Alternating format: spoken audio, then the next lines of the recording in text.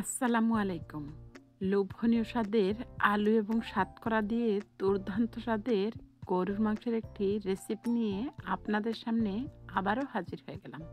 আর আমার এই কারির কালারটা দেখে নিশ্চয়ই বুঝতে পারছেন কতটা লোভনীয় হয়েছে। তো আমাদের সিলেটের একটি ঐতিহ্যের অংশ হচ্ছে এই সাতকরা। তো যারা খেয়েছেন তারা নিশ্চয়ই জানেন এই সাতকরা কতটা টেস্টি হয়ে থাকে। তো আপনারা চাইলে এই সাতকরা দিয়ে কিন্তু টকও রান্না করে খেতে পারেন। তো আশা করছি বরাবরের মতো আমার আজকের এই আলু এবং সাতকরা দিয়ে গরুর মাংসের এই রেসিপিটি আপনাদের কাছে খুব বেশি ভালো লেগেছে। তো ভিউয়ার্সদের কাছে বরাবরের মতো রিকোয়েস্ট থাকবে রেসিপিটি দেখার শুরুতে লাইক দিয়ে দেখা শুরু করবেন। তাহলে চলুন কথা না বাড়িয়ে শুরু করা যাক। তো আজকের এই আলু এবং সাতকরা দিয়ে গরুর মাংসের রেসিপিটি আমি হাতে মেখে রান্না করব। সেজন্য অফ স্ক্রিনে আমি মাংসগুলোকে খুব ভালোভাবে ধুয়ে পরিষ্কার করে পানি ছড়িয়ে নিয়েছি। আর এখানে হাড্ডি সহ 1.5 কেজি গরুর মাংস আছে। এছাড়া এই কারিটি রান্না করার জন্য এখানে আমি 2 কাপের মতো পেঁয়াজ কুচি নিয়েছি 3টি তেজপাতা, 5 থেকে 6 টুকরো করে দারুচিনি, এলাচি, লবঙ্গ এবং গোলমরিচ নিয়েছি। সাথে নিয়েছি 1 টেবিল চামচ করে আদা পেস্ট এবং রসুন পেস্ট। মাঝারি সাইজের 3টি আলুকে আমি আমার পছন্দ মতো টুকরো করে নিয়েছি 1.5 টেবিল চামচ করে মরিচের গুঁড়া এবং ধনিয়া গুঁড়া। সাথে নিয়েছি হলুদের গুঁড়া 1 চা চামচ। এছাড়া নিয়েছি স্বাদ মতো লবণ এবং রিফাইন অয়েল 1/3 কাপ। এবারে আমি এই কারিটা যেহেতু হাতে মেখে তৈরি করব, সেজন্য প্রথমে গোটা গরম মশলাগুলো অ্যাড করে দিচ্ছি। দিয়ে দিচ্ছি পেঁয়াজ কুচি। তারপর আমি এতে অ্যাড করে দিচ্ছি আদা পেস্ট এবং রসুন পেস্ট। দিয়ে দিচ্ছি স্বাদ মতো লবণ।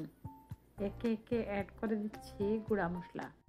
তো ঝাল এবং মশলাটা আপনাদের পছন্দ মতো অ্যাড করে দিতে পারেন। অ্যাড করে দিচ্ছি সবশেষে রিফাইন অয়েল। এবারে আমি খুব ভালোভাবে হাত দিয়ে সমস্ত ইনগ্রিডিয়েন্টস মেখে নিব। আর মেখে নিলে গরুর মাংসে রান্না করতে যেমন সময় কম লাগে, খেতে কিন্তু খুব বেশি টেস্টি হয়। তো এবারে আমি ঢেকে হাফ অ্যান আওয়ারের জন্য রেখে দিব। তারপর আমি চুলায় বসিয়ে দিব। তো ঠিক আধা ঘন্টা পর আমি চুলায় বসিয়ে দিলাম এবং এটিকে আমি মিডিয়াম আঁচে রান্না করে নিব 20 মিনিটের মতো, যাতে এর ভেতর থেকে অনেকটাই পানি বের হয়ে আসে এবং মাংসটা 20 to 30% সেদ্ধ হয়ে যায়। তো ঠিক 20 মিনিট পর ফিরে আসলাম। দেখুন মাংসের ভেতর থেকে কিন্তু অনেকটাই পানি উঠে এসেছে এবং মাংসটাও 20%-এর মতো সেদ্ধ হয়ে গেছে। তো আমি একটি স্প্যাচুলার সাহায্যে নেড়েচেড়ে খুব ভালোভাবে মাংসটাকে উপর নিচ করে দিচ্ছি, যাতে সব সাইড সমানভাবে কুকড হয়ে যায়। তো এবারেও আমি ঢেকে রেখে দিলাম 20 মিনিটের মতো। সেই ফাঁকে আমি আমাদের সিলেটের ঐতিহ্যবাহী সাতকরার সাথে পরিচয় করিয়ে দিচ্ছি। তো এখানে আমি প্যাকেটজাত কাটা সাতকরাটাই ব্যবহার করছি। তো আনুমানিক আমি হাফ সাতকরাটা এখানে ব্যবহার করছি। তো আপনারা চাইলে এই টুকরোগুলোকে ছোট করে নিতে পারেন। আবারও আমি 20 মিনিটের জন্য ঢেকে রেখেছিলাম।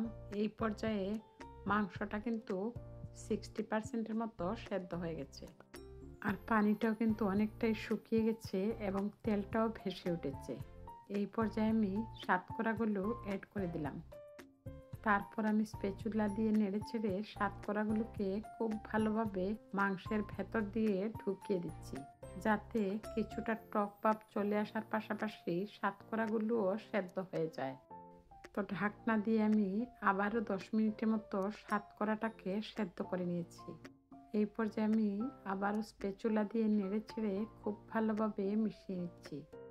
তারপর আমি এতে সাতকরা এবং মাংসটা পুরোপুরি সেদ্ধ হওয়ার জন্য এতে অ্যাড করে দিব ফুটন্ত গরম পানি। তো আমি এখানে মেজারমেন্ট কাপে প্রায় 4 কাপের মতো পানি অ্যাড করে দিয়েছি।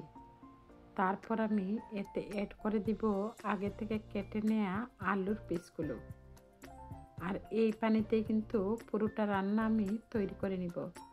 আর অবশ্যই ঝোলটা আপনাদের পছন্দ মতো অ্যাড করে দিবেন।